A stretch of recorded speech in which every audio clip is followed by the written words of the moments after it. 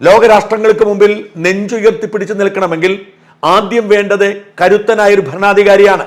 അത്തരമൊരു പ്രതിപക്ഷ നേതാവ് ഇനിയും രൂപപ്പെട്ടിട്ടില്ല. അതുകൊണ്ട് തന്നെ ഈ വരുന്ന 5 വർഷം മോദി ഭരിക്കണം എന്ന് ആഗ്രഹിക്കുന്ന ആളാണ് ഞാൻ. പക്ഷേ 3ാം ഘട്ട ഭരണത്തിലേക്ക് അടുക്കുമ്പോൾ മോദിയും BJPയും കാട്ടുന്ന ഏകാധിപത്യ പ്രവണത എന്നെ ആശങ്കപ്പെടുത്തുകയും ഭയപ്പെടുത്തുകയും ചെയ്യുന്നു. ജനാധിപത്യത്തിൽ വിശ്വസിക്കുന്ന, ഭരണഘടനയുടെ തത്വങ്ങൾ ഉയർത്തിപ്പിടിക്കണമെന്ന് വിശ്വസിക്കുന്ന ഞാൻ ആശങ്കപ്പെടുന്ന തരത്തിലാണ് പല പ്രക്രിയകളും നടക്കുന്നത്. അതിലേറ്റവും ഭയാശങ്ക ഉയർത്തിയത് തെരഞ്ഞെടുപ്പ് കമ്മീഷനിൽ നടത്തിയ ഇടപെടലാണ്. കോൺഗ്രസ് പാർട്ടിയുടെ അക്കൗണ്ട് മരവിപ്പിച്ചിരിക്കുന്നു. അക്കൗണ്ടിലുള്ള ഏതാണ് 135 കോടി രൂപ എടുക്കാനോ ഉപയോഗിക്കാനോ കഴിയാത്ത വിധത്തിൽ അക്കൗണ്ടിലെ ഇടപാടുകൾ എല്ലാം ഇല്ലാതാക്കിയിരിക്കുന്നു. 2 തവണയായി 3568 കോടി രൂപ നികുതി അടയ്ക്കാനും ആവശ്യപ്പെട്ടിരിക്കുന്നു. രാഷ്ട്രീയ പാർട്ടികൾക്ക് കിട്ടുന്ന സംഭാവനയ്ക്ക് നികുതിയില്ല എന്നെല്ലാവർക്കും അറിയാം. എന്നാൽ നികുതിയില്ലെങ്കിലും കൃത്യമായി ടാക്സ് റിട്ടേൺ കൊടുക്കേണ്ട ബാധ്യത രാഷ്ട്രീയ പാർട്ടികൾക്കുണ്ട്. അത് 2 മാസം വൈകി എന്നതുകൊണ്ടാണ് ഈ നടപടി ഉണ്ടായത്. ആ വീഴ്ച അവർ വരുത്തരുതായിരുന്നു.